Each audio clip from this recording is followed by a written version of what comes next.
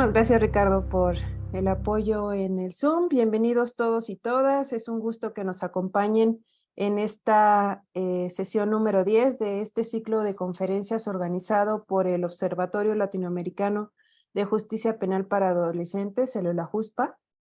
Este ciclo, como ustedes saben, es una colaboración especial entre la Unidad para la Consolidación del Nuevo Sistema de Justicia Penal del Consejo de la Judicatura Federal de México, el Centro de Investigaciones y Estudios Superiores en Antropología Social, el Colegio Latinoamericano de Estudios Mundiales, la Asociación Latinoamericana de Magistrados, Funcionarios, Profesionales y Operadores de Niñez, Adolescencia y Familia, y la Fundación Unión Latinoamericana para la Capacitación y el Servicio. Así que es un gusto que ya estamos casi por concluir este primer ciclo y hoy con un conversatorio súper interesante, pertinente, necesario, titulado Avances y retos en materia de adolescentes indígenas en el sistema penal en México. Y bueno, en esta ocasión voy a tener el gusto de moderar este conversatorio. Para quienes no me conocen, soy Irene Juárez Ortiz, antropóloga. Actualmente realizo un postdoctorado en el Centro de Investigaciones y Estudios Superiores en Antropología Social de Pacífico Sur.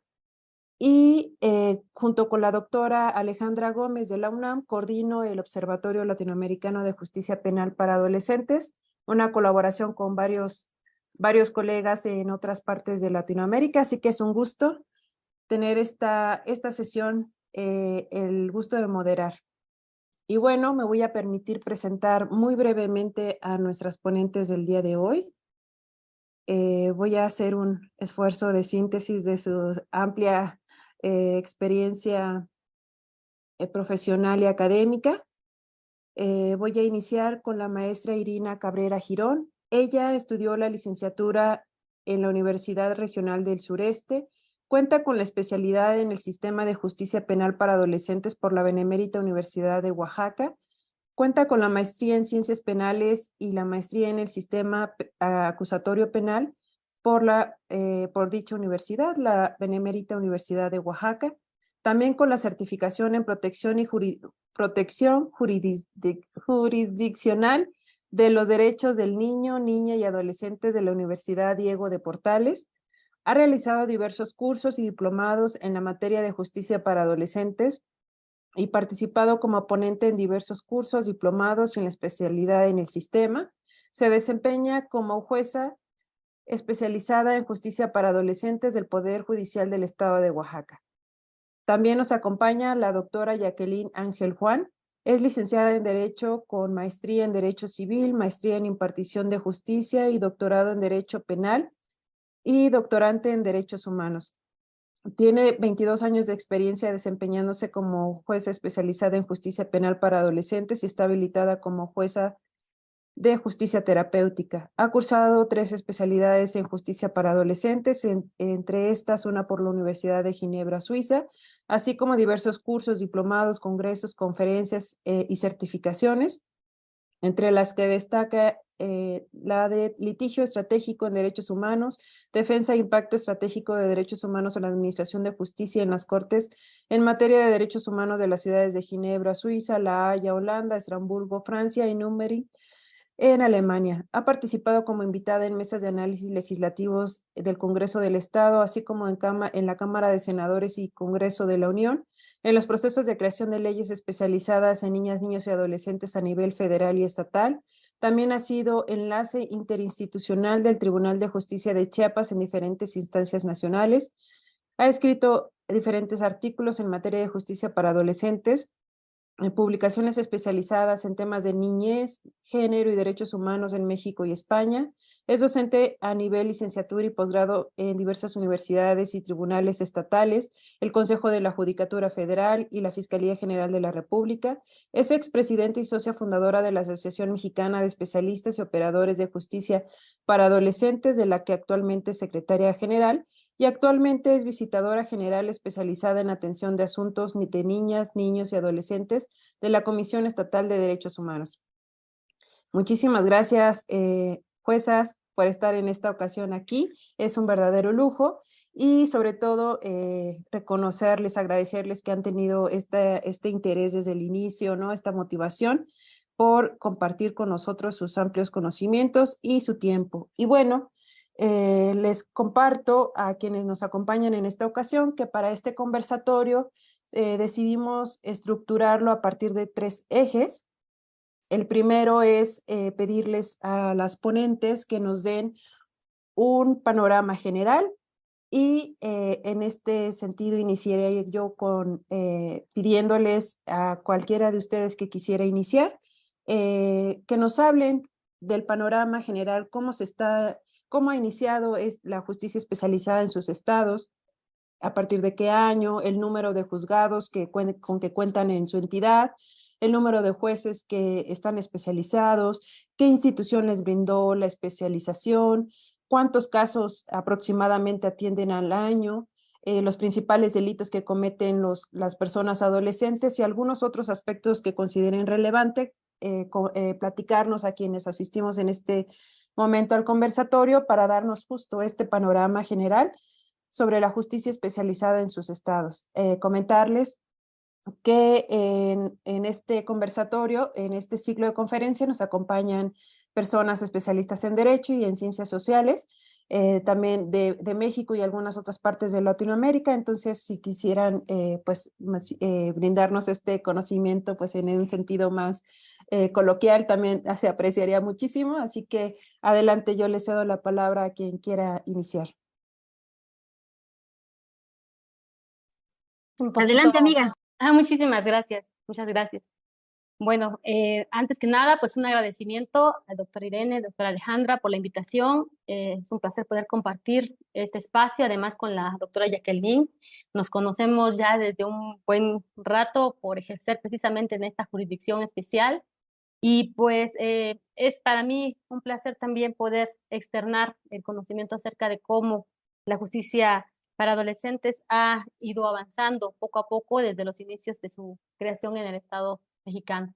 Aunado a ello, pues empezaría yo tocando precisamente el tema, que es un tema que a lo mejor un poco, no histórico, sino más bien relevante para establecer en qué momento México adopta este sistema de justicia para adolescentes. Recordarán que en el año 2005 México realiza una reforma a su artículo 18 constitucional y en esa reforma al artículo 18 constitucional crea precisamente a esta jurisdicción especial para adolescentes.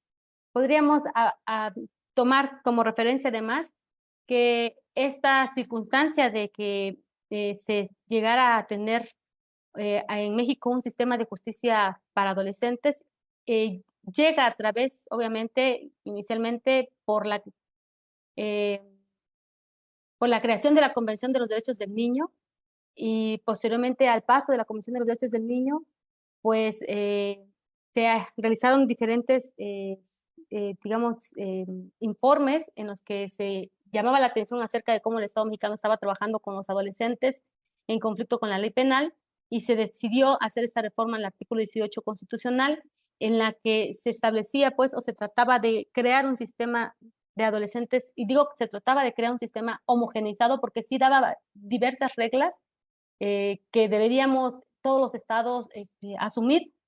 Sin embargo, como en ese momento se decidió que cada estado creara su propia normatividad, pues cada estado creó su propia normatividad sujetándose a lo que se podía estar entendiendo que era el sistema para adolescentes en ese momento.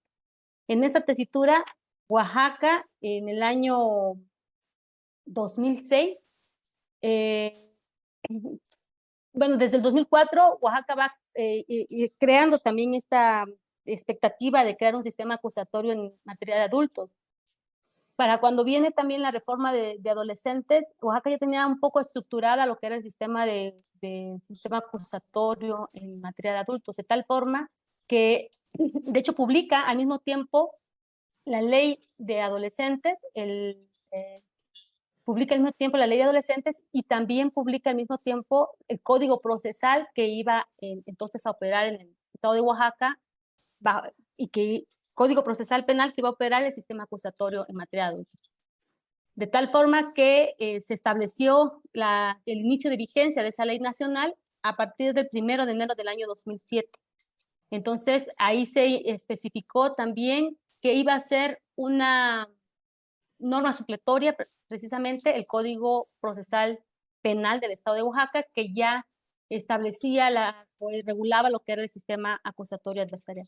Entonces, Oaxaca inicia con el sistema de justicia para adolescentes el 1 de enero del año 2007. Esto también tiene que ver con los plazos que en su momento la reforma del año 2005 les dio a los estados para poder operar ese sistema especializado. Desde entonces, el número de juzgados que ha operado en la entidad ha sido solo uno. No, Oaxaca no ha creado otros juzgados en los distintos distritos que tiene el estado, donde se encuentran pues instalados otros tipos de juzgados como son los de adultos. Oaxaca, por la incidencia también que tiene en materia de adolescentes, pues solamente ha generado un solo juzgado especializado y en consecuencia también un solo centro especializado de internamiento, es decir, un solo centro en el cual a los adolescentes pudieran llegar a ser privados de la libertad de pues generarse las condiciones para tal efecto.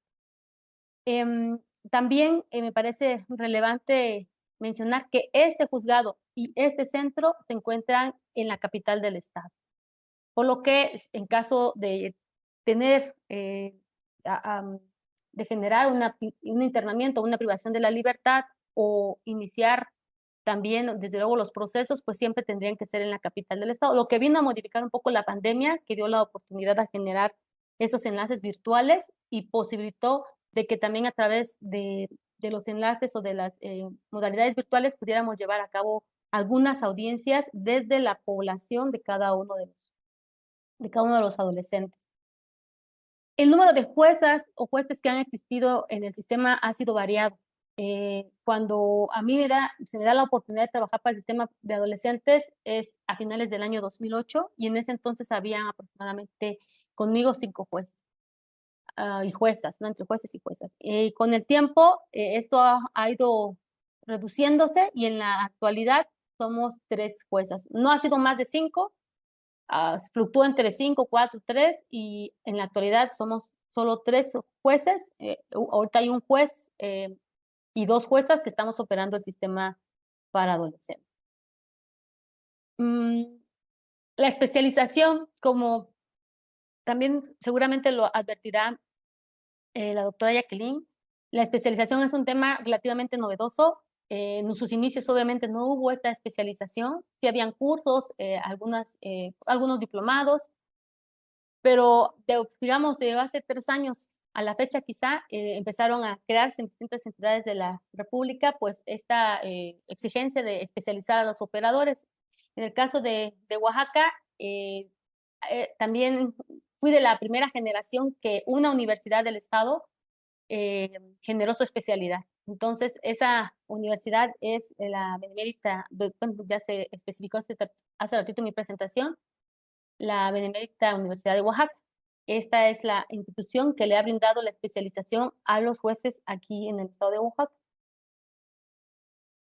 En cuanto a la atención de casos en el juzgado, varía, desde luego, también año con año, pero aproximadamente podría decir en un promedio que el número de asuntos que llegan al juzgado en forma anual están entre 100 y 125 casos al año. De ahí, eso no supone que no haya mucho más casos.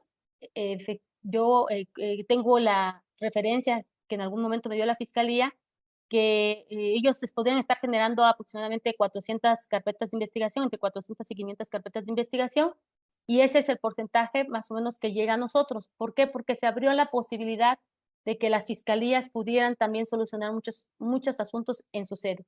Entonces, ellos a través de los criterios de oportunidad o algunas salidas alternas, como son el acuerdo reparatorio, pues logran solucionar algunos conflictos en su sede y esos asuntos ya no llegan con nosotros. Y me parece que esto atiende también al principio de mínima intervención.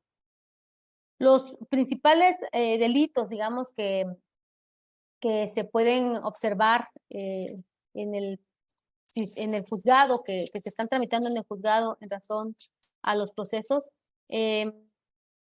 considero que en la actualidad lo que va desde el año pasado a este año, se ha incrementado muchísimo, quizá 3 años hacia atrás, o sea, de este año, 2 años atrás, se ha incrementado muchísimo lo que es la violencia familiar. Ese es uno de los delitos que inciden mucho ahorita en el sistema para adolescentes. De ahí delitos de naturaleza sexual, como son el abuso sexual, el equiparado a la violación, que en su momento consideraría yo que antes de que llegara precisamente la violencia familiar como un delito muy presente en los procesos de adolescentes, eran estos delitos de naturaleza sexual los que estaban predominando. De ahí lesiones y homicidio. Esos serían los 5 delitos que en la actualidad eh, persisten en el sistema de adolescentes como aquellos que se atienden con mayor reiteratividad. De ahí, pues considero que en lo que va a lo que la forma en que el Estado de Oaxaca ha atendido el sistema para adolescentes, pues creo que ha ido evolucionando. En un principio, como lo comenté, pues no había ni siquiera cómo especializarlos o cómo tener conocimiento, cómo podían intervenir abogados particulares si no tenían conocimiento en el sistema. Era casi predominio de la Defensoría Pública. Hoy en día, pues a través de esta especialización que ya se tiene en el Estado a cargo de esta universidad, así como también diversos diplomados que se dieron en su momento, pues ha incrementado la presencia de abogados particulares.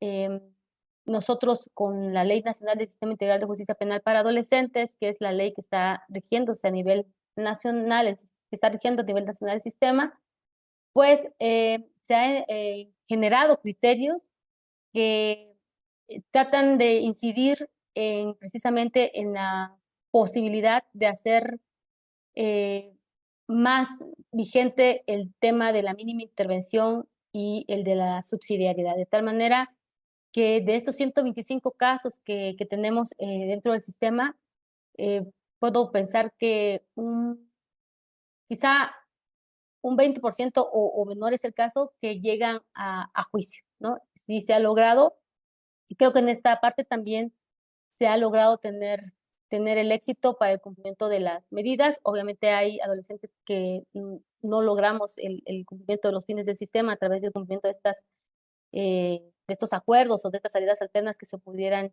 llegar a tener previo a llegar a finalizar el proceso a través de una sentencia. Pero creo que Oaxaca ha avanzado significativamente en el tema de la mínima intervención, no solamente desde la fiscalía, sino también a través del juzgado, a grosso modo. Muchas gracias. Muchísimas gracias, maestra. Adelante, doctora, por favor. Muchas gracias.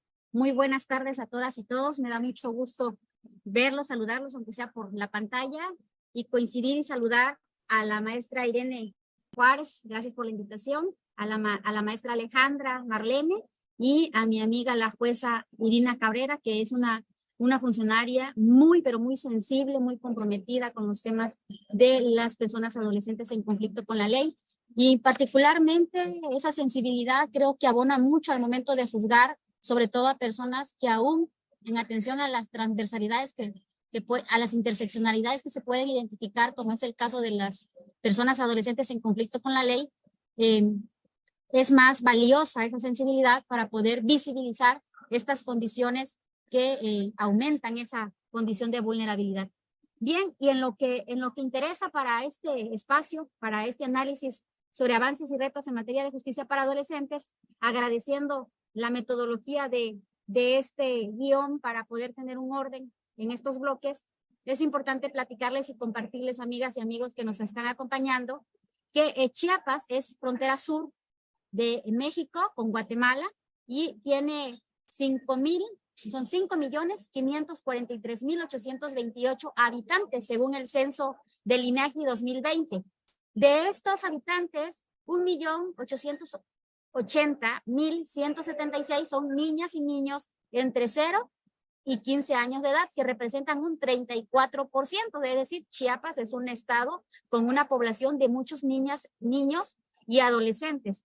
bueno, de estas personas adolescentes, adolescentes en conflicto con la ley, realmente llegan a judicializarse, como lo comentaba la juez Irina, muy pocos números. Sin embargo, este poco número nos permite visibilizar una serie de circunstancias previos al escenario del conflicto con la ley, que ya identifica una serie de vulneración de derechos y que cuando llegan a tener contacto ya en sede ministerial o en sede judicial, se complejiza más su situación y se exacerban más las necesidades que ya presentaban.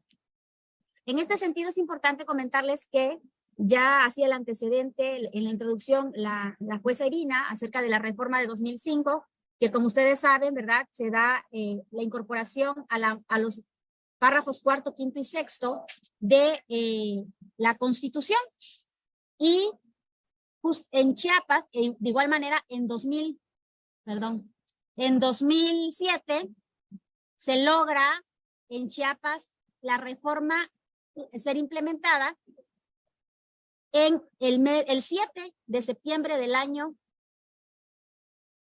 2007, 7 de septiembre de 2007, se logra concretar la reforma, la primer gran reforma en una legislación que en ese momento era local, se llamaba Ley que establece el sistema especializado en justicia para adolescentes del estado de Chiapas. Esa ley estuvo vigente del 7 de septiembre del 2007 hasta el día 17 de junio del año 2016. Pues como ustedes saben, a partir del 18 de junio del año 2016 entra ya en vigencia lo que conocemos actualmente y que es la ley vigente, la Ley Nacional del Sistema Integral de Justicia Penal para Adolescentes, que rige ya no solamente al estado de Chiapas, sino a todas las entidades federativas. Bien, y en este sentido, en esta presentación únicamente fui poniendo como las ideas claves que me van a ayudar a ordenar un poco las ideas que vamos a ir comentando. Y es importante pues decirles, ¿verdad?, que la ley nueva, la ley vigente empieza a operar a partir del 18 de junio 2016. De igual manera, han habido momentos de mayor consolidación del sistema en el estado de Chiapas, pero también han habido retrocesos durante esos años, puesto que también, como mencionaba la experiencia de Oaxaca, la jueza Irina, aquí se empezó con dos juzgados en Berriozábal, Chiapas, que eran especializados en justicia para adolescentes, y un juzgado en Mazatlán. Teníamos 3 juzgados. En el año 2011 se llegó a tener 3 juzgados. Sin embargo, desafortunadamente, posteriormente se ordenó la extinción en un primer momento del juzgado con sede en Ijijiapan había uno, y luego el que estaba aquí en Berriozábal, que era el juzgado segundo.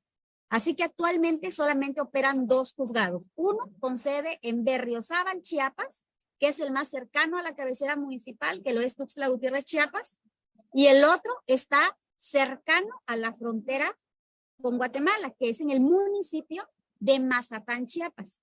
Hay 2.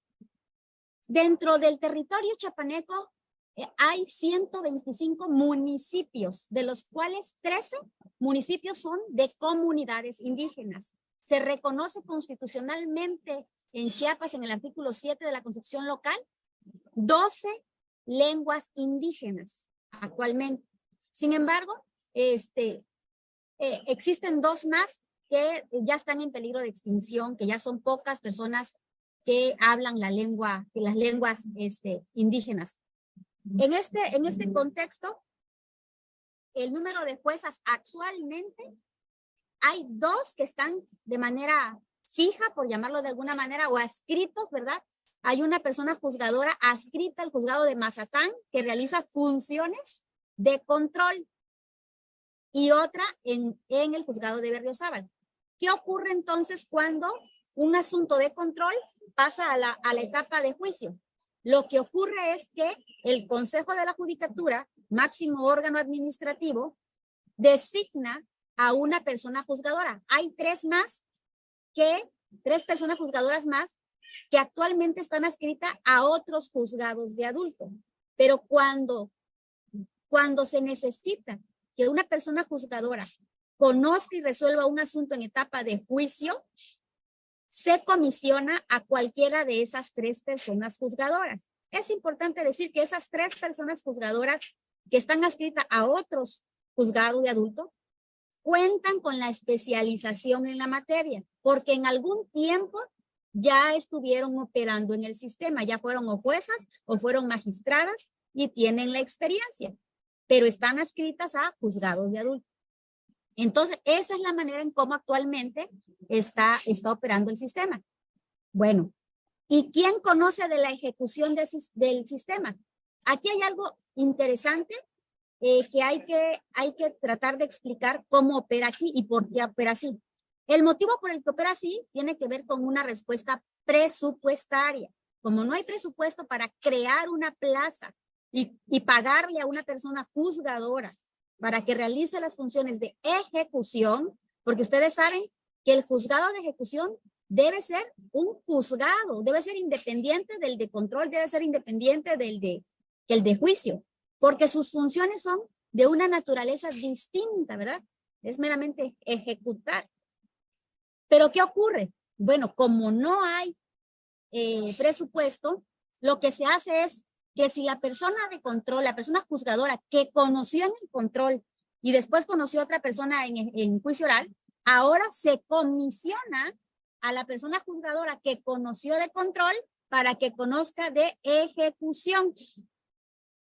¿Y qué pasa entonces cuando se tratan de juicios que son resueltos, perdón, de procedimientos que son resueltos en control a través de un procedimiento abreviado, que en el estado de Chiapas se aplica a pesar del debate, ¿verdad?, de que existe todavía en todo el país, que no existe un criterio sólido que se pronuncie respecto de la aplicabilidad de esta tan controvertida figura. Pero, ¿qué pasa entonces en estos casos? Bueno, el juez que conoció de control conoce de ejecución. ¿Ok? Entonces, esa es la forma en cómo se está operando.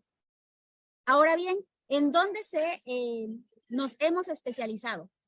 Afortunadamente, considero aquí fue algo muy positivo para el estado de Chiapas, que desde el año 2009, 2010, la Facultad de Derecho de la Universidad Autónoma de Chiapas, junto con las personas operadoras, magistradas, que en ese tiempo la sala era colegiada.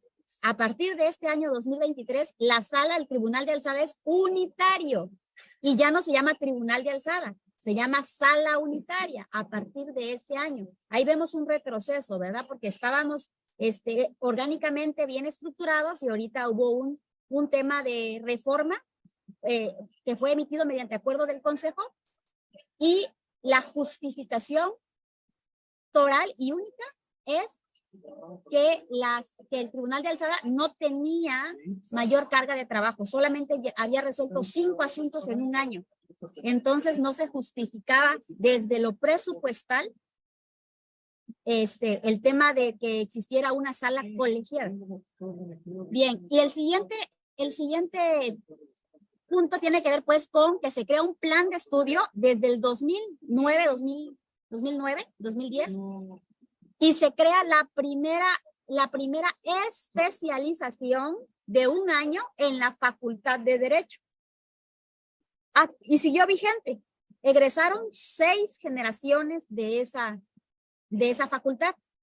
Pero ¿qué pasó luego? Cuando vino la reforma con la ley del año 2016, la ley actual, había necesidad de pues reformar el programa de estudio para ajustarlo a las nuevas exigencias y contenidos de la ley nacional.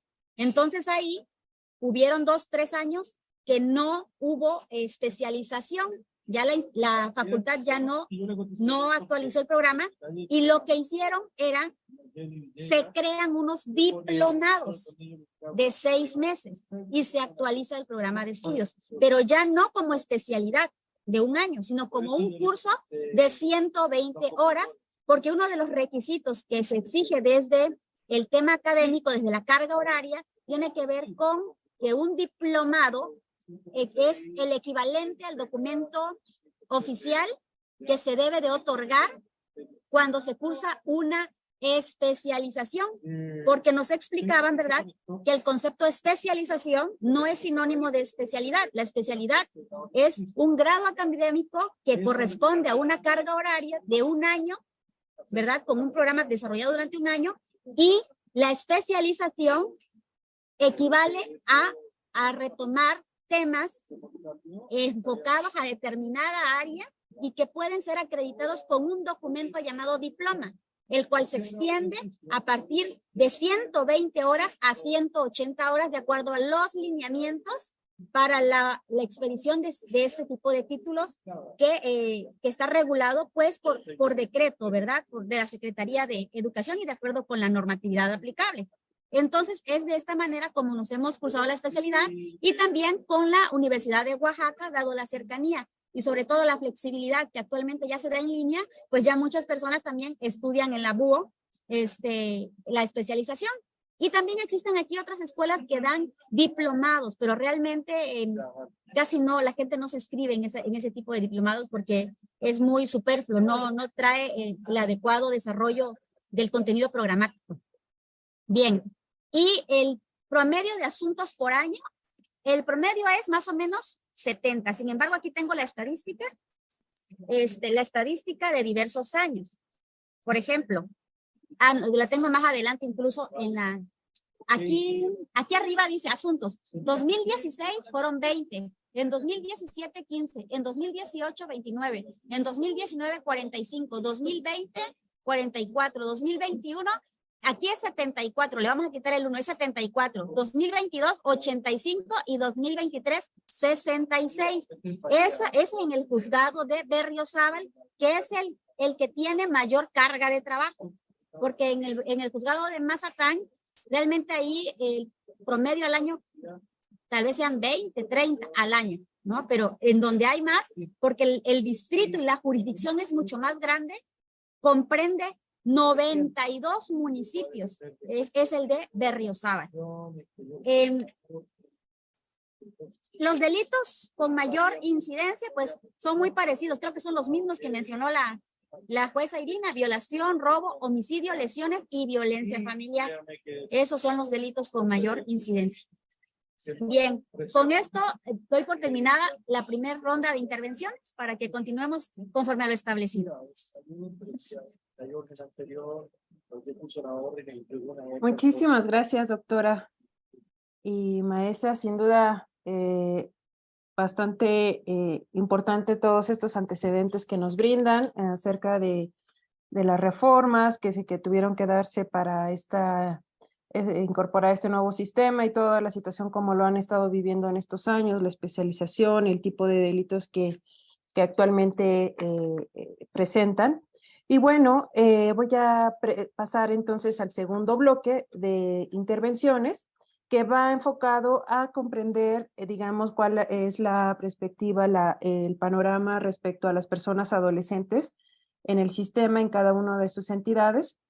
Y les pediré entonces que nos hablen del número de casos atendidos en el último año, en donde una persona adolescente indígena haya estado señalada de cometer un delito que ustedes hayan atendido, sus compañeros, grupos indígenas a los que han pertenecido estas personas, los principales delitos que han cometido estas personas indígenas, el porcentaje de mujeres, adolescentes y hombres que pertenecen a grupos indígenas, es decir, si nos pueden señalar qué porcentaje de hombres y mujeres han estado implicados en este tipo de asuntos, y si nos pudieran compartir brevemente algunos de los casos que más recuerden y sobre personas indígenas y que nos comenten qué fue lo que les llamó la atención, les impactó, qué reto les implicó. Así que adelante, por favor.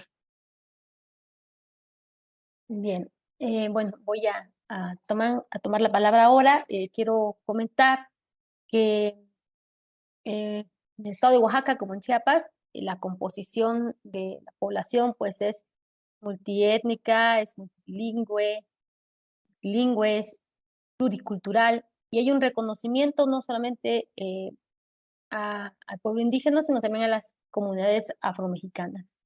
En Oaxaca hay 16 pueblos indígenas reconocidos y variación de lenguas, ni se diga.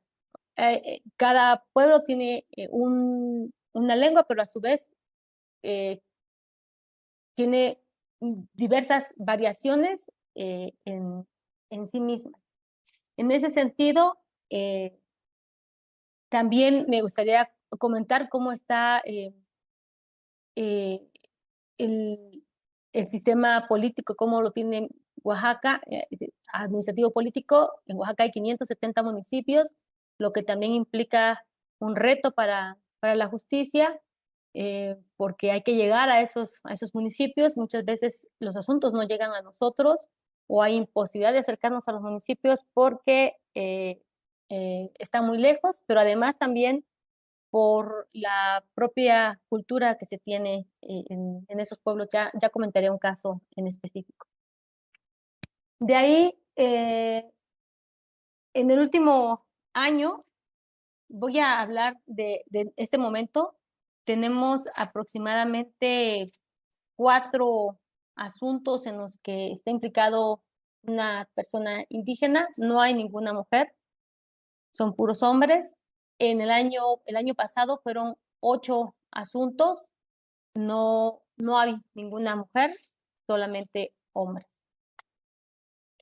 En ese sentido es como ha permeado la incidencia de estos casos en materia de justicia para adolescentes en Oaxaca. ¿A qué grupos indígenas han pertenecido las personas adolescentes que han estado, digamos, en los últimos 2 años, que es lo que estoy comentando? Bueno, pues han estado mixtecos, zapotecos, mijes, triquis, mazatecos, chinantecos y chatinos. Y hay una incidencia aquí, generalmente en delitos de naturaleza federal, los que tienen que ver contra la ley de migración, en donde hemos tenido a Tzotzil, que es un grupo de Chiapas. Y también ha significado todo un reto porque estas comunidades, para empezar, llegarnos de un intérprete ha sido a veces complejo. Ya la federación, porque son con la federación con la que mayormente hemos tenido estos asuntos, les digo, tratándose de asuntos donde intervienen por delitos contra la ley de migración, de tráfico de personas en forma ilegal, y ya se encontró el mecanismo del apoyo institucional para el intérprete. Sin embargo, también pues las comunidades son lejanas, no hay sistema de internet, las condiciones son precarias y también eso ha dificultado un poco lograr el cumplimiento muchas veces de algunos acuerdos. ¿Cuáles son los delitos que se han cometido por estas personas de extracto o de estas personas indígenas? Homicidio, violencia familiar, violación, abuso sexual y desde luego contra delitos contra la ley de migración. Esos son los delitos que han tenido mayor incidencia en los casos de adolescentes con esta condición de indígena. ¿Cuál es el porcentaje de mujeres y hombres pertenecientes a este grupo?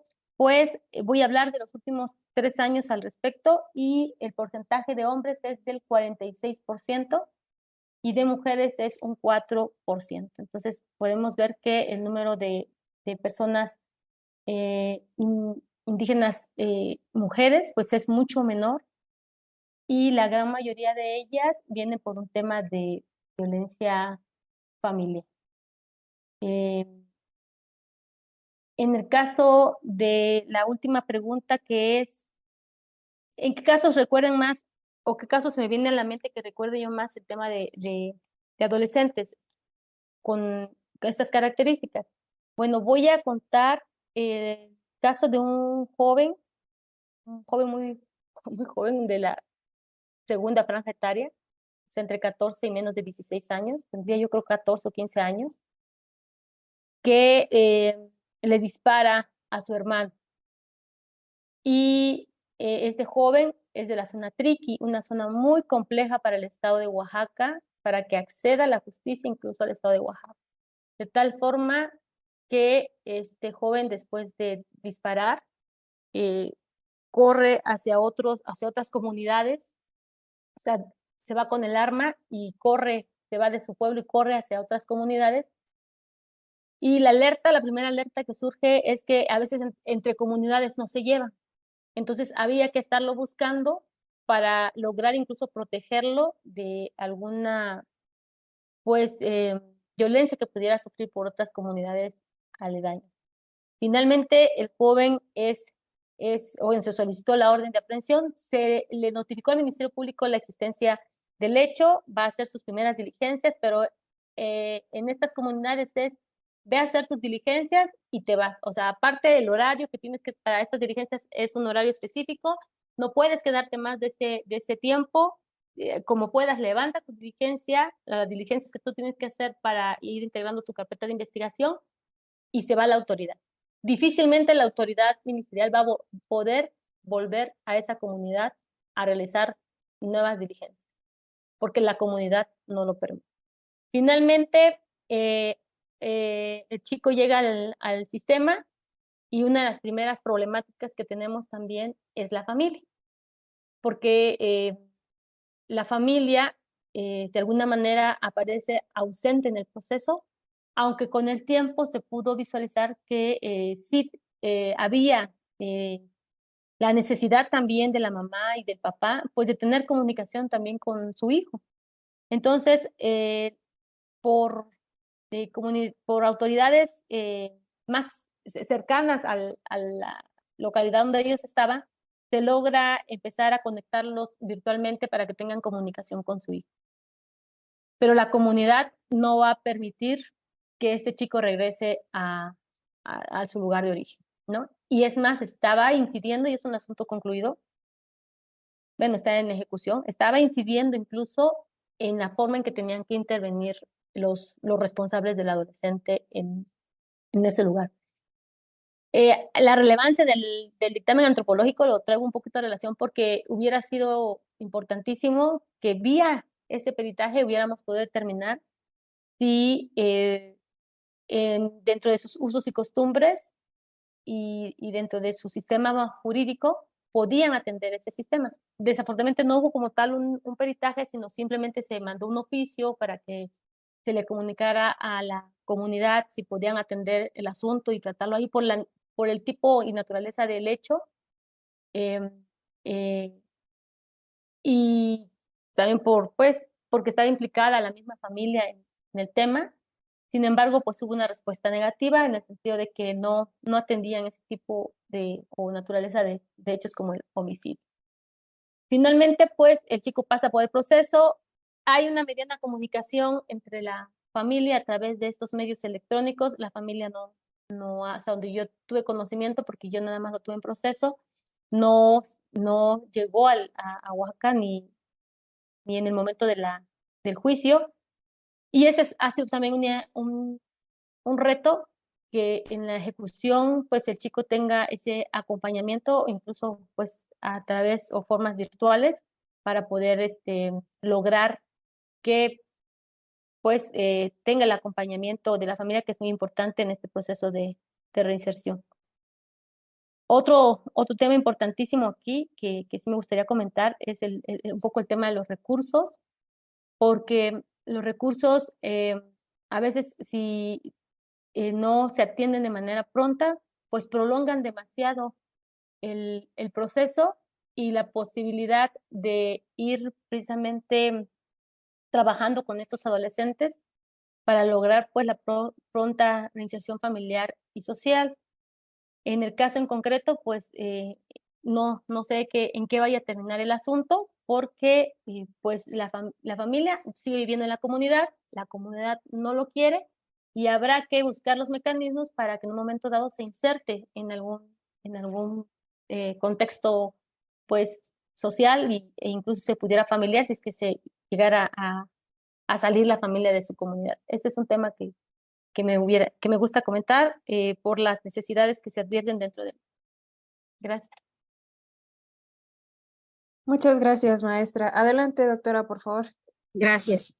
Bien, pues en cuanto a las personas adolescentes de los casos atendidos en este último año 2023, bueno, en el 2022, del total de los chicos fueron 24 casos de personas adolescentes indígenas en conflicto con la ley, 24 personas adolescentes indígenas del juzgado de Berriozábal, nada más del juzgado de Berriozábal. Y en el año 2023 fueron hasta ahora 14 casos del 2023.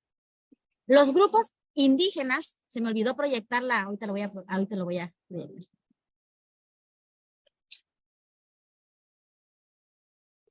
De los grupos indígenas que más se judicializan son en etnia Cental, Tzotzil, Chol y Tojolabal. Y también tenemos retos por temas migratorios, como nos compartía la juez Irina. En este caso me ha tocado lengua Nam, que son de Guatemala. Guatemala, que además de ser migrante, además de ser adolescente, es indígena y que se encuentran en conflicto con la ley. Y la verdad que es todo un reto el tema del traductor, porque aquí en Tuxtla Gutiérrez está retirado de la frontera sur, y no es tan sencillo conseguir a un traductor dentro del término constitucional en lengua Nam, ¿no? Es un reto. Y en cuanto a los principales delitos cometidos por personas adolescentes indígenas, en el año 2012, las personas adolescentes indígenas fueron procesadas por robo ejecutado con violencia y agravado, violación, violación equiparada y homicidio calificado. Y en el año 2013, por robo ejecutado con violencia y agravado, violación y homicidio calificado.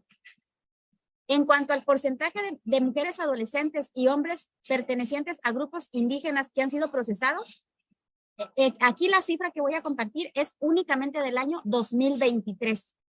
En el año 2023 únicamente se ha judicializado el asunto de una adolescente indígena, pero realmente es un caso muy impactante. En un momento se los comparto. Y el porcentaje de los adolescentes en conflicto con la ley son 19% de personas adolescentes en conflicto con la ley indígena. Los casos más impactantes, no voy a decir relevantes, impactantes por la dinámica en cómo se suscitan los hechos, las condiciones de alta vulneración de derechos, pero también de ver el grado de marginación en los que vivían. Voy a compartir, trataré de ser muy breve, tres casos muy impactantes. El primer caso se trata de un feminicidio donde la adolescente A priva de la vida a la adolescente B. La víctima era su prima hermana. El motivo por el que la mata es porque su prima era una puta porque le bajó al novio. Y ella le había bajado el novio a su prima y a su tía. Y fue la tía que aconsejó a la prima que matara a la víctima, porque no solamente le había quitado el novio a la adolescente en conflicto con la ley, sino también le había quitado el novio a la propia tía, hermana de la madre, de la muerta. Entonces, ¿qué vemos aquí? Un tema de estereotipos y de cuestiones de género súper enraizados en el tema de contexto indígena, mujer. Sí, caso 2, homicidio. Una adolescente que priva de la vida a su padre. Ese asunto se fue del año 2023, hace apenas 2-3 meses, y realmente muy complejo. Los hechos fueron los siguientes. En una comunidad de Sinacantán, zona altos indígena, comunidad indígena de Chiapas, una madre con sus 3 hijos y el padre vivían en una comunidad muy marginada. La madre toda su vida había vivido violencia y también los hijos. Los hijos eran la chica de 16 años, otro chico de 15 y otro de 14 años. La chica dice en la declaración ante el juzgado, en el juzgado ella dice, yo lo maté. Y lo maté porque toda mi vida estuve viviendo violencia y yo anhelaba crecer para poder defender a mi madre, porque mi madre toda la vida nos defendió. Si nosotros estamos vivos y comemos es porque mi madre nos ha cuidado y nos ha protegido. Y ella narra y describe la forma en cómo ella estrangula al padre, pero se ordenaron hacer de manera oficiosa un estudio biopsicosocial, un psicológico y un antropológico. Desafortunadamente, el término constitucional es corto, ¿verdad? Son 144 horas y tuvimos grandes complicaciones para poder obtener a un perito, más que era puente, en esos días era puente de festivo. No pudimos conseguir a alguien, algún traductor, a un perito en antropología. Por lo tanto, los únicos dictámenes que se incorporaron fue el psicológico y el biopsicosocial. El biopsicosocial fue el que nos dio mayores elementos y explicaciones de cómo la indefensión aprendida era una constante o un factor muy presente en la adolescente, porque toda la vida ella había crecido en un patriarcado donde el machismo era exacerbado, no solamente en la dinámica familiar, sino en el contexto de la comunidad, donde las mujeres no tienen voz, son los hombres los que mandan y toman decisiones, al grado tal que cuando a ellos los detienen, la comunidad indígena los obliga a ir a enterrar a su padre y caminar durante toda la calle principal y pedirle perdón y cargar al muerto para irlo a enterrar, porque les decían que así como habían tenido la fuerza para matarlo, debían de tener la fuerza para cargarlo. Entonces, realmente aquí es un tema que ahorita fue recurrido, es un tema que está siendo estudiado, pero que tiene muchísimos elementos objetivos, hay prueba de circunstancias de interseccionalidad que exacerban no solamente el tema de la crianza violenta, no solamente el tema de los estereotipos, de los roles de género, de la discriminación, de todas las vulneraciones previstas en las reglas de Brasilia, y que en ese asunto yo dicté una no vinculación, pero la madre quedó privada de la libertad, está vinculada a proceso, o sea, el sistema de adolescentes dictó no vinculación y el sistema de adultos dictó vinculación. Pero ¿cuál fue la diferencia? Que aquí hubieron pruebas que se recabaron de manera oficiosa, entre ellos los dictámenes. Y aún está para revisarse, todavía está pendiente, se los comparto con esa reserva, ¿verdad? Pero sí haciendo énfasis a que todas las cuestiones que constituyen una desigualdad o que implican un obstáculo tienen que ver con temas de vulneración de derechos y violaciones de derechos humanos. Bien, el siguiente y último punto del caso es un caso de homicidio donde un adolescente mata al suegro. Y el motivo por el que lo mata es porque el adolescente se casa, bueno, no se casa, se junta con otra adolescente. El padre de la niña, de la adolescente mujer, paga la dote. Así es en la comunidad. El padre de la adolescente mujer paga la dote porque ya se casó, ya la honró, ya se la lleva, pero resulta que en el tiempo que estaba viviendo con el adolescente, pues ella no sabía cocinar, era una niña, tenía 15 años. No sabía cocinar, no sabía planchar, no le salía sabrosa la comida y pues él quería llegar y tener la comida servida y como no cumplía, él decía y así lo expresaba, es que yo sé que es su obligación y que ella tenía que hacérmelo. Yo le pegué porque así es lo normal en su comunidad, ¿no? Él tiene el derecho como hombre de pegarle. El punto es que él va a devolver a la pareja porque no sirve como mujer. Y el padre le dice, bueno, está bien, ya me la devolviste, pero devuélveme la paga de la dote, ¿no? El dinero de la dote. Y entonces lo que aquí era el tema de molestia no era la dignidad de la adolescente mujer, sino era el dinero, los 10,000 pesos que había pagado de dote. Entonces, ese fue el motivo por el que se exacerban los ánimos porque no le quiere devolver los 10,000 pesos y lo mata. Y cuando él declara, lo declara así, porque él estaba seguro de que él estaba en su derecho de que no tenía por qué devolver la dote, porque no había cumplido, no servía a la mujer, no tenía por qué devolver. Entonces vemos estas cuestiones ya culturales que son como detonantes en la litis, en el problema, ¿no? Y bien, el siguiente punto es procesos y peritajes antropológicos. Bueno, pero ese es el punto de la siguiente, ¿verdad? Ya me estoy brincando. Bueno, con esto cerraría yo mi intervención. Esa ya es la siguiente ronda. Muchísimas gracias a ambas y vamos a pasar entonces a justo la tercera ronda, que es, digamos, cuestiones ya más específicas en torno al proceso y el uso de los peritajes. en Justicia para Adolescentes y les pedí que nos hablaran sobre los derechos especiales que les asisten a las personas adolescentes indígenas, cómo se asegura el derecho a contar con un intérprete, si actualmente existe algún mecanismo que permita incorporar la diversidad cultural al proceso judicial, si han detectado que las personas indígenas tengan necesidades específicas durante el proceso y el internamiento, y si han tenido casos donde autoridades indígenas intervengan de alguna manera en procesos de personas adolescentes indígenas y qué tipos de peritaje son los que se incorporan, que ya nos adelantaban un poco sobre esto, y si cuentan con experiencia en la aplicación de peritaje antropológico en este sistema, en qué etapa del proceso podría ser pertinente la aplicación del peritaje antropológico y a partir de la experiencia que tienen, ¿qué preguntas serían importantes que pudiera responder los peritajes en antropología en este tipo de casos de personas adolescentes? Adelante, por favor. Bien, em, siguiendo con esa tónica, vamos a, a contestar cada una de estas interrogantes. En el caso de estos derechos especiales que les asisten a los adolescentes indígenas, pues evidentemente sí tienen derechos especiales.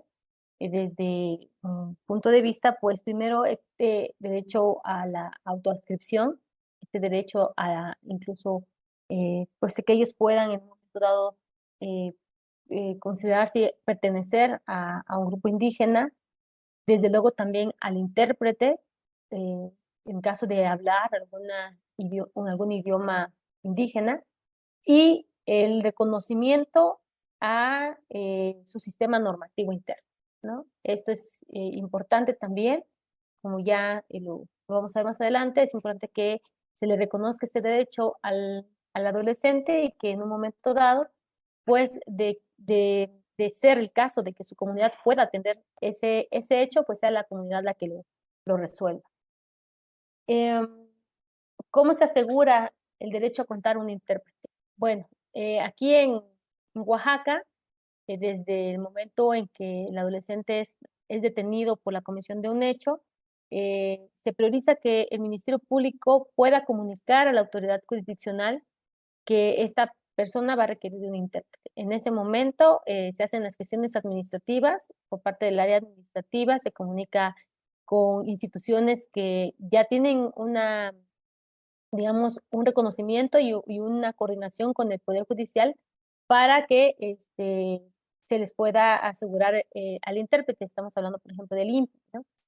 En ese sentido, si tenemos la fortuna de que se encuentre el intérprete, pues se ordena que se le haga la notificación para que acuda a la audiencia. Aquí la complejidad que podría existir es que en Oaxaca, en estos asuntos urgentes, todavía llevamos audiencias rápidas, o sea, llevamos audiencias a cualquier hora del día, tomando en consideración que priorizamos precisamente la libertad del adolescente. Sin embargo, generalmente en audiencias donde son ya realizadas después de horario hábil, es muy difícil contar con un intérprete, pero siendo audiencias importantes y relevantes por la cuestión de la privación de la libertad del adolescente, en ocasiones pues llevamos estas primeras audiencias sin intérprete y señalamos fecha u hora para el día siguiente, la primera hora hábil en que se pueda disponer de la audiencia, generando este enlace con algún intérprete.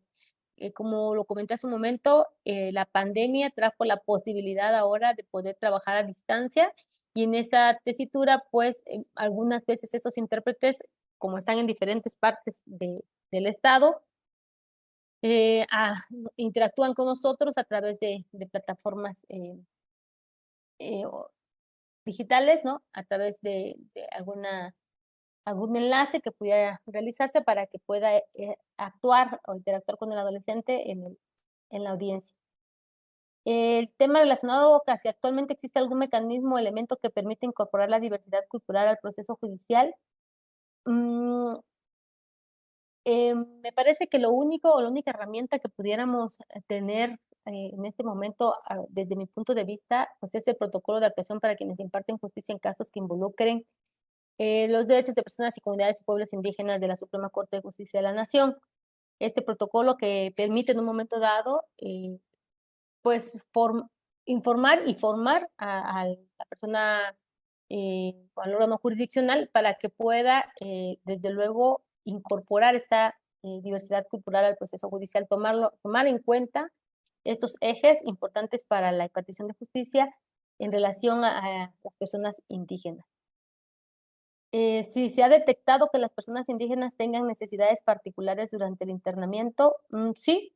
Estas necesidades particulares es desde luego el intérprete, los adolescentes que vienen, hay adolescentes que pueden o entienden un poco el español, pero hay adolescentes que vienen realmente con un tema nulo en el área del aprendizaje del español y entonces, en consecuencia, durante su estancia en el internamiento, pues les cuesta trabajo lograr comunicarse con las personas del centro, tanto con sus iguales como con las autoridades.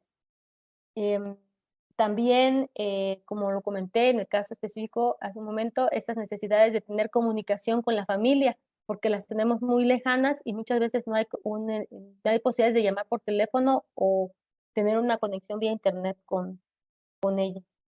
Entonces, me parece que estas serían algunas de las necesidades particulares que se tienen durante el internamiento, la familia, el tema relacionado con el intérprete y pues de ahí pues se derivan muchas más cuestiones, ¿no? Como precisamente que pueda hacerse entender acerca de pues las necesidades generales que pueda tener dentro del sistema, como por ejemplo todos los adolescentes que están internos de alguna manera se busca que sigan con sus estudios y esto puede generarse una necesidad en ellos porque pues no pueden acceder a este tema, a este derecho porque no hay pues una persona que pueda seguir dándole la educación en su lengua.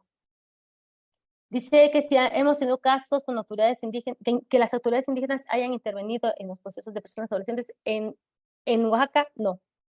No he tenido ningún caso, como lo comenté, cuando he buscado que se pueda o pueda intervenir la jurisdicción indígena, me dicen que no se tiene previsto ese caso como uno de aquellos que puedan ellos resolver en ese sistema interno.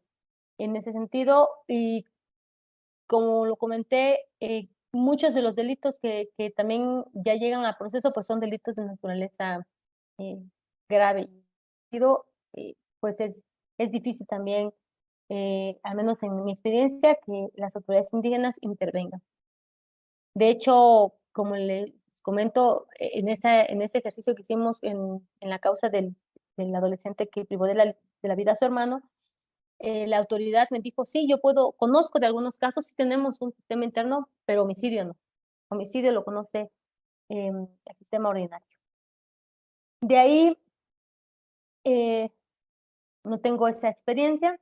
¿Qué tipo de adolescentes son los peritajes? Bueno, si hablamos de peritajes en general, pues va a depender del caso, ¿no? Desde pues, peritajes químicos, psicológicos, médicos. Pero si hablamos del caso en particular de adolescentes, en lo particular no he tenido ningún caso en el que se exprese un peritaje para los efectos de determinar precisamente quizá la, eh, la cultura de la persona, a lo mejor del estudio socioeconómico que tenga esta persona en específico, al menos durante el inicio del proceso. Cuando nosotros en materia de adolescentes en Oaxaca tenemos los juicios, la última etapa del juicio, nosotros tenemos un equipo multidisciplinario. Este equipo multidisciplinario es un psicólogo, un médico y un criminólogo. Tratamos con este equipo interdisciplinario de satisfacer lo que en su momento la regla 17 de las reglas de Beijing establecían, el apoyo de ese equipo multidisciplinario que pueda facilitar la imposición de una sanción al adolescente. Entonces, nos dan un parámetro de la vida del adolescente, de aspectos personales, sociales y familiares, psicosociales de él, pero desafortunadamente, y mucho más en el tema de adolescentes eh, eh, en esta condición de indígenas, mucho más se vuelve complicado que puedan acceder a información, ¿sí? Porque generalmente esta información la toman de los expedientes que ya se tienen en el centro de internamiento, por decirlo, o de las entrevistas que se realizan con familiares, pero poco se explora, por ejemplo, la situación directa con la comunidad. Entonces, en ese sentido, y a veces participan los adolescentes y a veces no participan, pero es para el único caso de que el juzgador en un momento dado, ya en la última fase, pueda decidir la sanción que en un momento dado llegue a imponer al adolescente. No se trata de prueba, prácticamente son informes que le dan al juez para que facilite la toma de la decisión. Dice, cuenta con la experiencia en la aplicación de peritaje antropológico en casos que involucren personas adolescentes, sea como acusadas o como víctimas. No, no hemos tenido ningún caso en los que he requerido el peritaje antropológico. Además, que me parece, me va a ser de bastante interés escuchar ahorita a la doctora Jacqueline en el sentido de cómo ha incorporado en forma oficiosa esos dictámenes, porque otro dilema en el sistema acusatorio es, bueno, y yo lo mando a pedir y quién lo incorpora, ¿no? Es un dilema contradictorio del propio sistema que también te ha aparejado una problemática con el dictamen. Si lo trae la defensa o lo solicita la defensa, ahí intervenimos, pero nosotros en forma oficiosa, ¿cómo y en qué momento? ¿No? ¿En qué etapa de proceso podría ser pertinente la aplicación del peritaje y por qué? Bueno, podría ser pertinente en cualquier etapa del proceso. Creo que va a depender del caso y de la, pues sí, y de la complejidad del mismo, porque podríamos estar hablando de un peritaje que de, requiera hacerse en una comunidad cercana, digamos, al estado de Oaxaca, cuya acceso a la información puede ser mucho más fácil, a un lugar mucho más alejado o de aquellos incluso, como ya lo dije, en los que no dejan entrar a las autoridades. Entonces, lo ideal sería en el control, en el juicio, incluso en la propia ejecución. Sin embargo, pues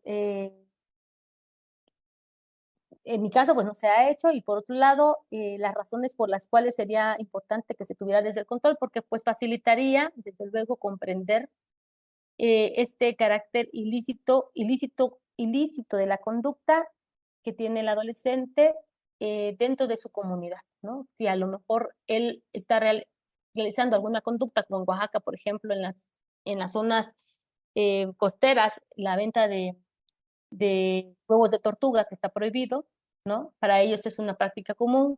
El uso de armas en comunidades donde la ocupan para la defensa incluso contra la misma defensa de otras comunidades o donde hay actividades en bosques o en lugares en donde pueda representarle algún peligro la propia fauna, pues también este tipo de asuntos pues implicaría que si lo tuviéramos tan pronto como fuera el inicio del proceso, pues pudiéramos tomar una determinación quizá de poder determinar que no se vincule al mismo. Dice, a partir de su experiencia, ¿qué preguntas sería importante que se respondieran en los peritajes de antropología sobre personas indígenas? No tengo desafortunadamente no tengo la experiencia, pero me permití como hacer el ejercicio de qué preguntas pudiera yo necesitar, ¿no? Y tengo estas preguntas, ¿no? Primero, determinar si existe la comunidad a la cual se está autoescribiendo o se está determinando la persona, si entre sus usos y costumbres se encuentra tal o cual actividad, en el caso, por ejemplo, efectivamente la venta de esos huevos de tortuga, que esto sea como una pauta cultural de esa comunidad, cómo se desarrolla la comunidad en virtud de esa pauta cultural, así como si esta persona efectivamente forma parte de esa comunidad, cómo visualiza la comunidad su conducta en relación a esa pauta cultural y si tienen la posibilidad de comprender el carácter delictuoso de ese acto, ¿no?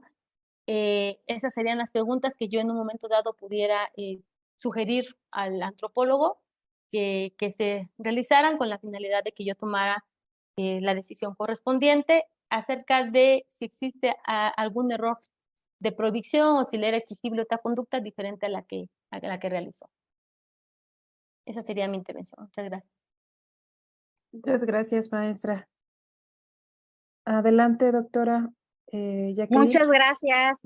Me disculpo y les comparto las preguntas de la tercera ronda que ya nos compartía la experiencia de la jueza Irina.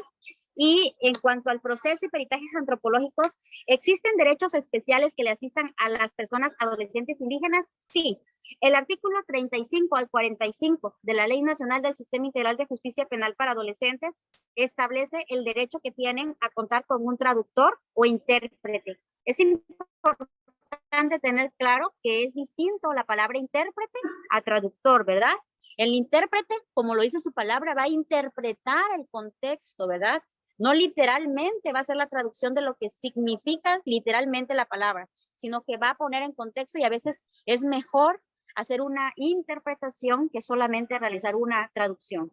Entre ellos, como contar con traductor e intérprete, la defensa especializada, si el defensor habla la lengua indígena, pues qué mejor. No sé si ustedes recuerden, pero en algún momento en el año 2000, cuando muy se dio la reforma constitucional al artículo 2, la Corte empezó a desarrollar su línea jurisprudencial sobre pueblos y comunidades indígenas y el tema del derecho a contar con un traductor e intérprete. Y en algún momento habían unas jurisprudencias que decían que el defensor debía provenir de un pueblo o comunidad indígena y que tenía que hablar la lengua indígena, el abogado defensor o el abogado. Pero ya después, más adelante, ¿verdad? Ya la Corte dijo que no era necesario, que si el defensor no sabía hablar la lengua indígena, lo que el defensor le era exigible era pues estar especializado, ¿verdad? Conocer el derecho. Y que para ello podía apoyarse con un traductor oficial. Ya luego vino un segundo debate, que el traductor tenía que ser oficial y certificado. Ahí es donde entraba el INALI, que el INALI lo certificaba, ¿verdad? Pero había el gran problema que habían pueblitos donde no había traductores certificados por el INALI. Entonces ya salió una nueva jurisprudencia. Esto fue en el 2016, 60/2016, si no mal recuerdo la jurisprudencia, que habla, ¿verdad?, de que se puede cuando por cuestiones del término constitucional no se cuente con un traductor certificado, podrá una vez agotado todas las medidas al alcance, la persona juzgadora podrá hacer la designación en un perito traductor práctico, ¿verdad? ¿Quién puede ser un perito traductor práctico? Pues alguien del pueblo, alguien de la comunidad que conozca, ¿verdad?, la lengua de que se trata y que se vaya a interpretar. Bien, entonces sería esos derechos especiales y también ajustes razonables, ¿verdad? El artículo 45 nos habla de los ajustes razonables. Cuando hablamos de la palabra de ajustes razonables, no solamente nos hacemos referencia al tema de la discapacidad, que muchas veces lo asociamos, ajustes razonables, con temas de discapacidad. Ajustes razonables son todas las medidas necesarias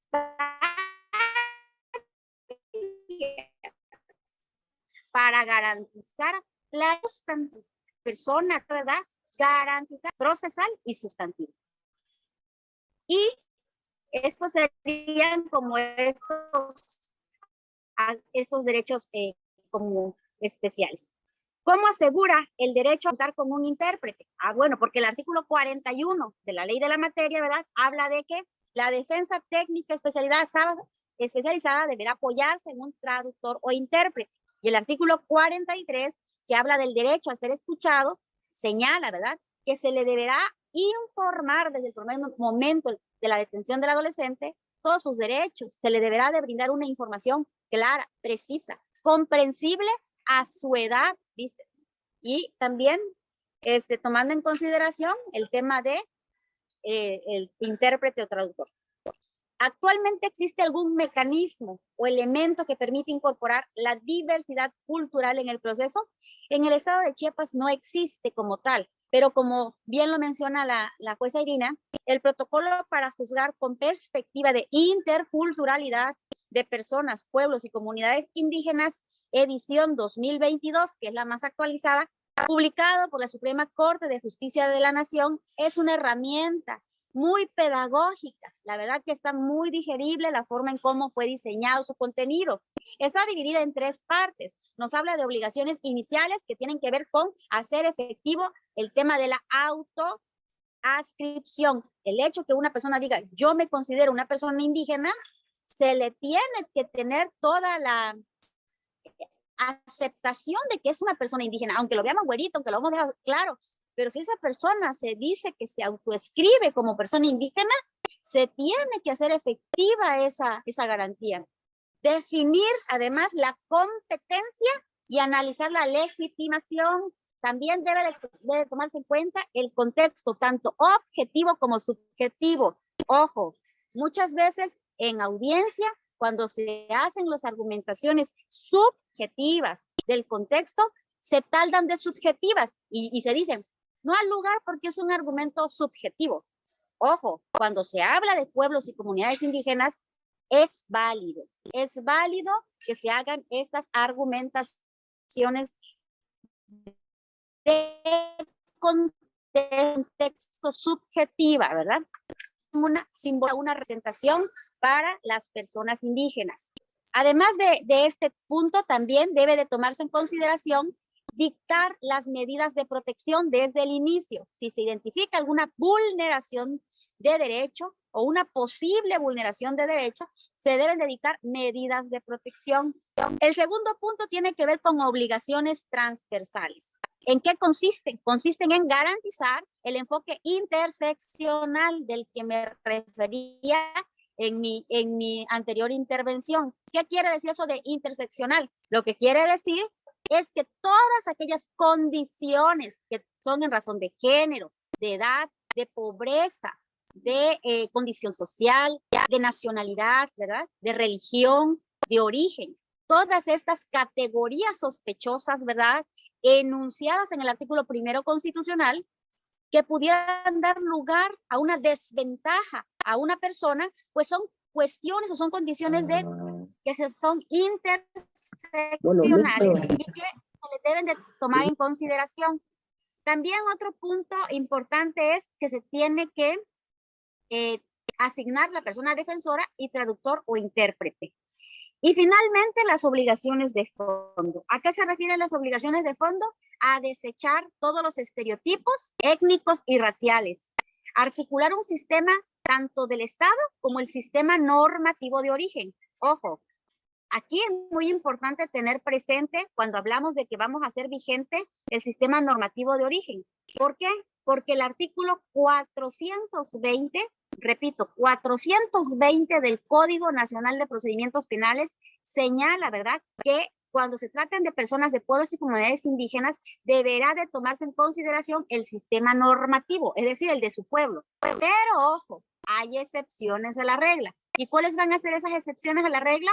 Cuando se traten de violencia de género, cuando se trate de interés superior de la niñez y cuando se trate de cuestiones de la libertad a la personalidad, ¿no? Entonces son excepciones a la regla. Y el siguiente punto tiene que ver, ¿se ha detectado que las personas indígenas tengan necesidades particulares durante el internamiento? Sí. ¿Cuáles? La lengua, la educación, que debe ser una educación bilingüe, no solamente debe ser en español, deben haber maestros, ¿verdad?, que hablen la lengua de las personas adolescentes indígenas. Ojo, otra cosa súper importante que esa no hay en los centros de internamiento. Una atención psicológica con enfoque de etnopsicología. No es lo mismo que te atienda una psicóloga que trata a personas no indígenas a que te lleve una atención psicológica, una persona especialista en psicología, pero que además tenga una formación en etnopsicología, porque no es lo mismo tratar con personas de la comunidad indígena que los que no son de la comunidad indígena. Otro punto es la comida. Las personas de la comunidad indígena tienen una forma de alimentarse distinta a las personas no indígenas. Y también el contacto con la naturaleza. Yo he tenido la experiencia de recorrer varios centros de internamiento de adolescentes en el país y la estructura de los centros es muy diversa. Hay lugares donde todo es pavimento, donde está todo cerrado, no ven un campo, no ven áreas verdes. Imagínense a un adolescente que no tenga áreas verdes. De por sí ya es bastante encierro estar en 4 paredes, pero que no haya áreas verdes para ello es perder ese contacto con la naturaleza que le da mucho sentido porque están acostumbrados a eso. Están en el medio, ¿verdad? Involucrados en ese medio. Entonces, estas son algunas de las cuestiones, así como también el contacto con la cercanía con sus familiares en razón a la distancia, ¿no? Es decir, que sufren muchas veces por esa falta de comunicación porque a veces no hay señal, como compartía también ya la jueza Irina. El siguiente punto es, ¿han tenido casos donde autoridades indígenas intervengan de alguna manera en los procesos de personas adolescentes indígenas? Sí. ¿En qué casos? Las autoridades de la comunidad han participado en audiencia dando testimonio de los hechos, han sido testigos.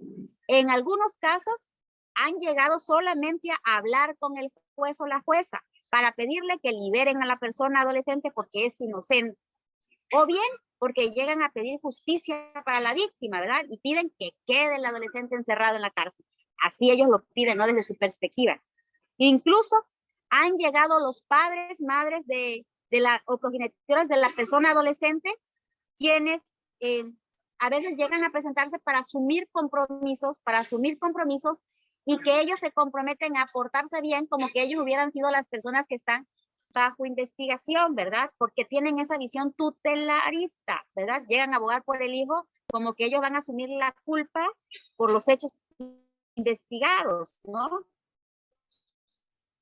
Y también han llegado personas de la comunidad para decir que se respeten los acuerdos que se han generado en la comunidad, pero ojo, los acuerdos que llegan a pedir o que han llegado a pedir, en este caso concreto que yo les comparto, han sido por violación, porque en su comunidad indígena se arregla con que se casen o con que les den una vaca o con que les den un terreno. Y por supuesto que eso no es válido para el sistema ordinario, ¿verdad? Para el sistema normativo del Estado. Y obviamente que se les tiene que decir que no, y se les tiene que fundar y motivar la decisión. Pero estas han sido las formas de cómo se ha tenido la experiencia y el contacto con las autoridades indígenas. Siguiente pregunta, ¿qué tipos de peritajes son los que se incorporan al proceso penal para adolescentes?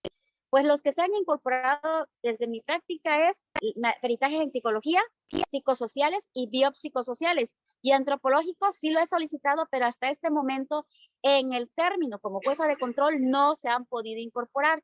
Ahora bien, compartiéndoles un poco la forma de incorporación de manera oficiosa. Tiene mucha razón la jueza Irina. En la práctica, las partes son muy quisquillosas y sobre todo porque están acostumbrados a esa visión de la corrupción, ¿no? De que el juez no puede actuar porque se está vendiendo o está favoreciendo a uno o al otro. Hay que quitarse esa idea de la mente. La oficiosidad obedece a que hay un interés público de garantizar la prevalencia del interés superior de la persona adolescente en conflicto con la ley. Y en este caso, la oficiosidad justamente la da ese deber de proteger y garantizar el interés superior de la persona adolescente. Ahora bien, hay que justificarlo. El artículo 12 de la ley de la materia lo señala, ¿verdad?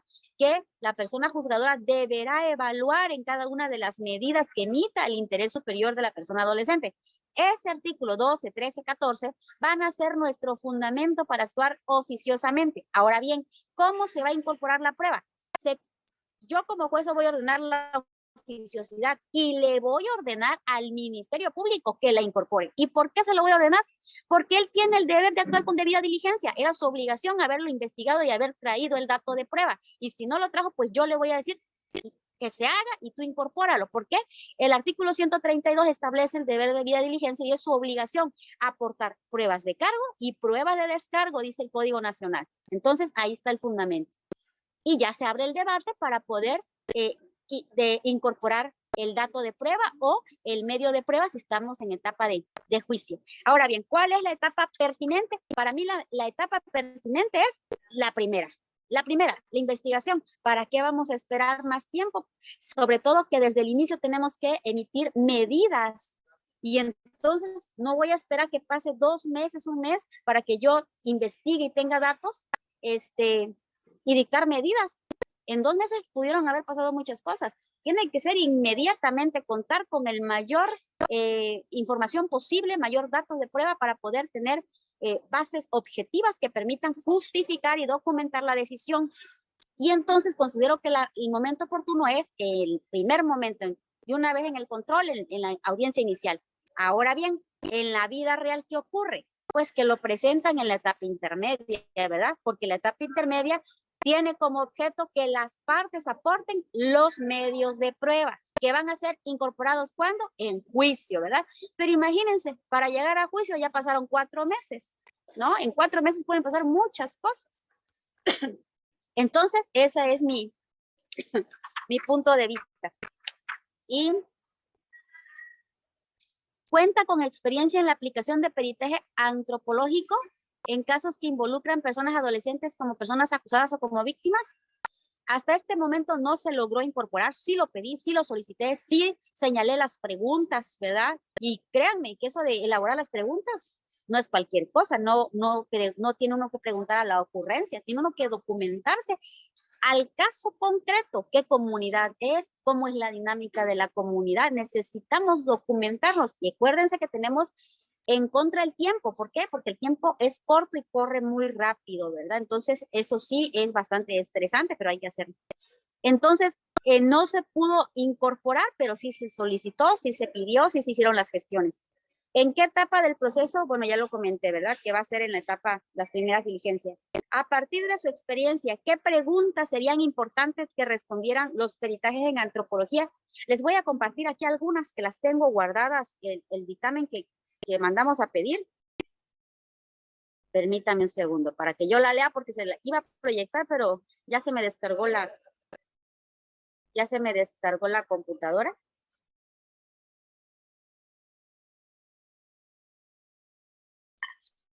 Les voy a compartir algunos que hicimos acá.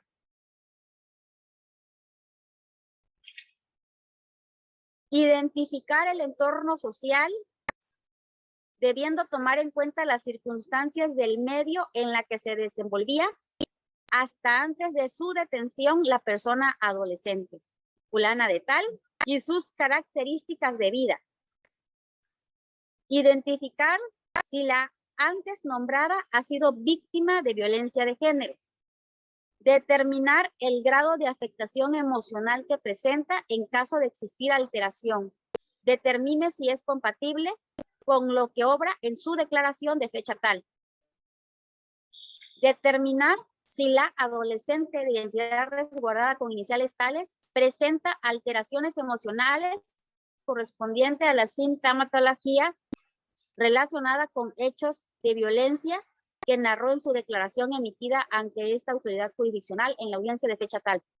Identificar las condiciones de vulnerabilidad y factores particulares de interseccionalidad que puedan incidir en riesgo o actos de violencia y discriminación como edad, identidad, expresión de género, origen étnico, discapacidad o cualquier otra categoría sospechosa.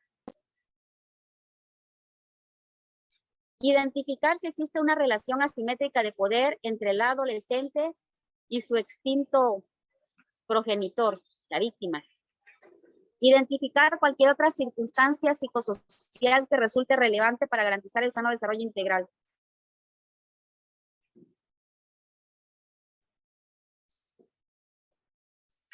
Identificar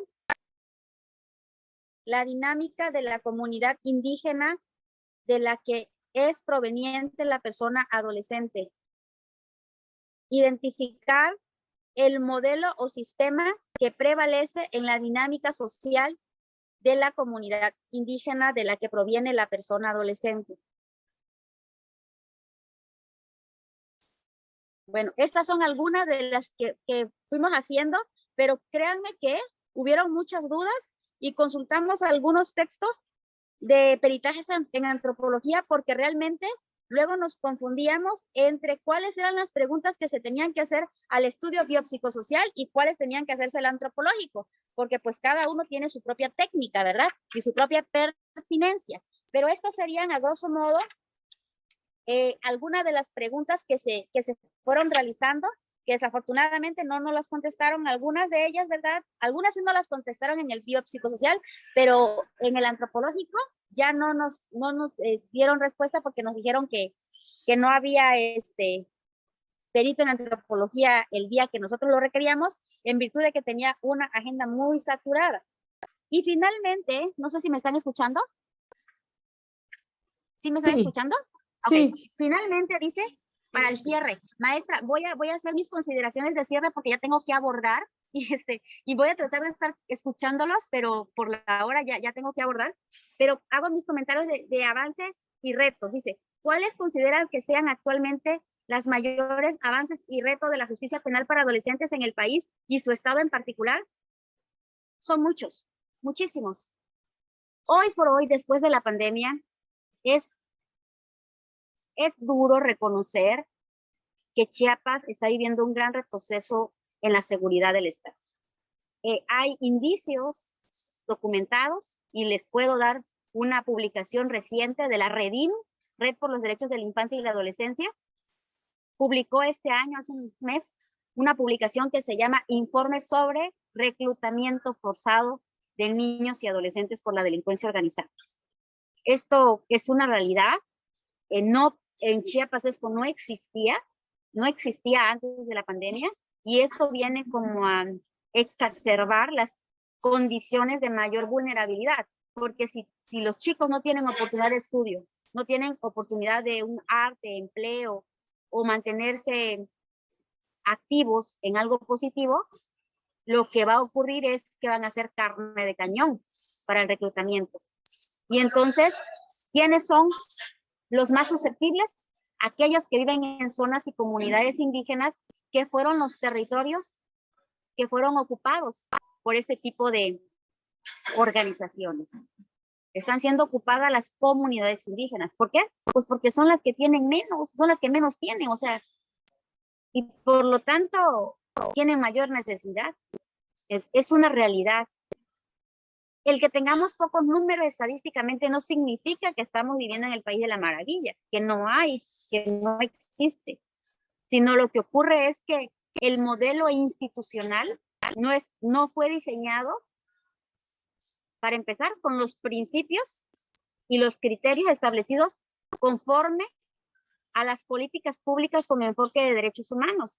Accesibilidad, disponibilidad, aceptabilidad, adaptabilidad. Estos son los criterios que deben de tener todas las políticas públicas en materia de derechos humanos. Y por supuesto que 2 juzgados para 125 municipios, con un territorio tan extenso y siendo frontera sur, esto no es una política que responda a la accesibilidad, ¿no? Ya no digamos con enfoque de interculturalidad. Entonces, creo que los retos hoy por hoy son estructurales y principalmente tienen que ver con una política social, antes incluso de una política de prevención del delito.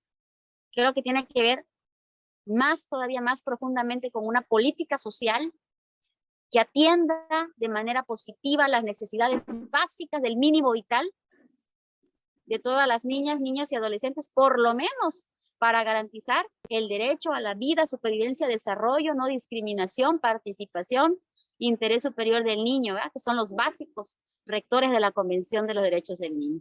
Con esto cerraría yo mi participación y voy a estarlos escuchando. Me voy a bloquear tantito la pantalla, los sigo escuchando, doctora, y quedo muy atenta. Gracias. Muchas gracias, doctora Jacqueline. Muchas gracias. Le pediría sus consideraciones finales aprovechando este bloque también, por favor. Bien, pues al igual que la opinión que ya expresó la maestra y doctora Jacqueline, evidentemente, si bien podría yo decir que han existido avances desde el inicio del sistema de justicia para adolescentes, y ha habido un esfuerzo a lo mejor eh, medianamente impulsado por ir avanzando en este sistema. Sin embargo, como lo ha mencionado, es un sistema integral, es un sistema que tiene que ver con un antes, un durante y un después. Entonces, yo en ese sentido comparto la opinión en el entendido de que nos falta mucho todavía trabajar sobre el tema de prevención, nos falta mucho trabajar en políticas públicas que apoyen precisamente a esta área. Eh, falta todavía que el Estado se enfoque realmente en temas de prevención en los adolescentes que están inmiscuidos en temas de delincuencia organizada. Y también un poco la situación que nos está rebasando con las redes sociales, la información que se está ya poniendo pues al público en general en relación a las redes sociales, en temas relacionados con algunos programas televisivos que también difunden o pueden tener algún mensaje relativo al tema de delincuencia. Y eso por un lado, por el otro, el durante, pues le digo, hay esfuerzos. En el caso de Oaxaca, sí redujeron el número de jueces, pero no ha afectado esto muy sustancialmente a lo que es el desenvolvimiento del juzgado. Eh, no hemos tenido una sala especializada, lo cual hubiera estado muy bien haber logrado tener este tribunal o sala especializada en materia para adolescentes. No lo hemos tenido, quizás ese sea uno de los retos más importantes. Desde luego también el tema de los recursos o el juicio de amparo en específico, ir condicionando, ir adaptando precisamente el sistema de justicia para adolescentes a esos procesos, o esos procesos, mejor dicho, adaptarse al sistema para adolescentes porque se prolongan mucho los juicios por no haber una decisión pronta. Eh, también en el tema de durante y el post, el después del proceso, una de las cuestiones muy importantes es la coordinación entre instituciones. Si nosotros logramos en el estado de Oaxaca, desde mi parecer, esta coordinación de instituciones, podríamos hacer mucho más por los adolescentes, ¿no? ¿Por qué? Porque todavía no se logra que las autoridades corresponsables participan de manera activa. Entonces, esto ha ocasionado que en muchas ocasiones no se puedan otorgar al adolescente algunas de las necesidades que en un momento dado pudiera el Estado dotarles. Por ejemplo, algún adolescente que ha llegado que no tiene ni siquiera la instrucción primaria, eh, lograr realmente que la institución pueda abordar este tema, la Secretaría de Educación en su caso, y en este caso eh, facilitarle a este adolescente esa educación. Entonces, esta interacción que deben tener entre las autoridades corresponsables y también el tema relacionado con el sistema de protección. También el sistema de protección no tiene mucho tiempo, es del año 2014 que se crea la Ley General de Derechos Niños y Adolescentes, donde se habla de la Procuraduría de Protección, se crea la Procuraduría de Protección, y esta Procuraduría de Protección debe caminar de la mano con el sistema de adolescentes. Debe también coordinarse con otras instituciones para que no solamente al adolescente se le juzgue por haber cometido un delito, sino además, como lo reiteró en muchas ocasiones la doctora Jacqueline, puedan atenderse a sus vulnerabilidades y puedan dotársele de herramientas que en un momento dado pues faciliten lo que espera el sistema, que es su reinserción familiar y social. Esos serían mis comentarios. Muchas gracias. Muchísimas gracias a ambas, sin duda muy importante todo lo que nos comparten. Muy compleja la tarea que ustedes desarrollan y muy complejos todos los retos que enfrentan. Así que también por cuestiones de tiempo voy a dar nada más oportunidad a una ronda de preguntas, si las hubiera entre las personas que nos acompañan aquí. Pueden abrir su micrófono para hacer las preguntas. Entonces, o por el chat, si quisieran comentar, participar, aprovechando esta oportunidad de tener aquí a las juezas especializadas y de lo que nos han expuesto.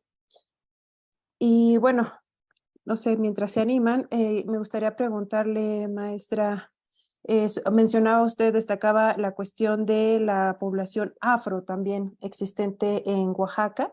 Preguntarle si ustedes han tenido conocimiento de casos particulares que involucren a personas adolescentes de estas comunidades, si nos lo pudiera compartir, o si no están llegando casos. Y bueno, veo ahí la mano de Mirta Dolores. Adelante, por favor. Muy buenas noches. De verdad, muchas felicidades a las ambas juezas, pero les voy a aportar que en cuanto al estudio antropológico, de igual manera, en los centros de internamiento sería fundamental contar con esa especialidad, porque nos serviría para abordar un plan individual acorde a las particularidades del adolescente, más si viene de una zona indígena, ¿sí? Ahorita, hoy en día tendrá la semana pasada que hay un caso que está causando mucho impacto. Es de un adolescente que mató a su esposa estando embarazada de 8 meses. Y la chica, la que tiene 15 años. Entonces ahorita está en un impacto porque la familia está pidiendo 95 años de cárcel a ese joven, ¿no? Pero más que nada nosotros que estamos especializados, que tenemos conocimiento, qué es lo que pasa, las particularidades del adolescente, pues no es así, ¿no? Pero ellos lo ven desde su punto de vista cultural de la comunidad. Es un lugar que se llama Sinacanistán, ¿no? Y si tuviéramos esta especialidad, este dictamen antropológico, creo que vamos a comprender y poder dar una atención especializada a este adolescente, porque posiblemente, pues, la vulneración de derechos que tiene, violación a su derecho de infancia, creo que conllevó a esta conducta, ¿no? A estos hechos. Y verdaderamente sí sería importante también que en los centros de internamiento contaran con un antropólogo, ¿no? Porque realmente pues somos un estado pues que tenemos muchas comunidades indígenas y que hubiera un buen abordamiento del adolescente, ¿no? Pero sí, yo considero también que igual que comparto la idea con la doctora Jacqueline, que sería desde el inicio para que haga una mejor atención al adolescente. Muchas gracias. Muchas gracias, Mirta. Me voy a permitir leer aquí otra pregunta para esta ronda. Nos pregunta Alia si el plan de actividades para adolescentes indígenas está diseñado con especificidades ante su origen étnico y cultural. Y también nos pregunta si para la jueza de Oaxaca, si la DEMA es el único centro de internamiento que existe o si existe otra figura. Entonces, le cedo la palabra. Adelante, por favor. Bien, gracias. En cuanto al tema del plan de actividades para adolescentes indígenas, no está, no tiene estas especificaciones en consideración a su origen ético-cultural. Y ahí es donde me parece relevante lo que acaba de comentar la compañera Mirta Dolores, en el sentido de que deberíamos estar contando también en la etapa, en el DEMA o en el centro de internamiento con un antropólogo, porque la excepcionalidad de mínima intervención está en todas las etapas del proceso, ¿no? Y puede llegar un momento incluso en el que a través del desenvolvimiento del adolescente dentro del centro de internamiento pueda sugerirse que el adolescente obviamente encuentre condiciones para una mejor reinserción fuera del centro de internamiento, llegándolo o acercándolo a la comunidad o a la familia, que es la que también de alguna manera va a sustentar este origen étnico y cultural. Entonces, me parece que ahí sí nos estamos, al menos en Oaxaca, no estamos al 100 con el tema del origen étnico y cultural en materia de los planes individualizados, tanto de actividades como de ejecución. A lo que se brinda en todo caso es pues los ejes ordinarios de estos planes y de alguna manera pues la vigilancia de que no se vulneren más derechos fundamentales de los que pudieran llegarse a vulnerar ya estando internos, ¿no? Porque pues lo evidente sería que ellos contaran incluso con este acercamiento a la comunidad, de que muchos de ellos iban a regresar a su comunidad, ¿no? Muchos de ellos sí van a volver a tener contacto con su origen y nosotros nos estamos de alguna manera pues alejando de, de esta, eh, de esta oportunidad que ellos tienen para pues seguir creciendo dentro de su cultura. En cuanto al en cuanto al DEMA, bueno, la ley establece, en la Ley Nacional del Sistema Integral de Justicia Penal para Adolescentes, habla de una dirección de ejecución de medidas para adolescentes. En Oaxaca existe el DEMA. Este DEMA, a su vez, es el mismo centro de internamiento. El DEMA debería tener un centro de internamiento y un área de externación. En Oaxaca así está. Está el centro de internamiento y está el centro de externación o el área de externación. Pero la directora del DEMA tiene a cargo en las mismas áreas, ¿no? Entonces, no es que haya el DEMA como una dirección y alguien que está a cargo del centro de internamiento y alguien que está a cargo del área de externación, sino el DEMA viene siendo pues el centro de internamiento y esa área de externación. Y hay una sola dirección de ejecución de medidas para adolescentes que a la vez, como lo indico, es el mismo centro de internamiento y es en el mismo lugar está el centro de internamiento y en el mismo lugar está el área de externación.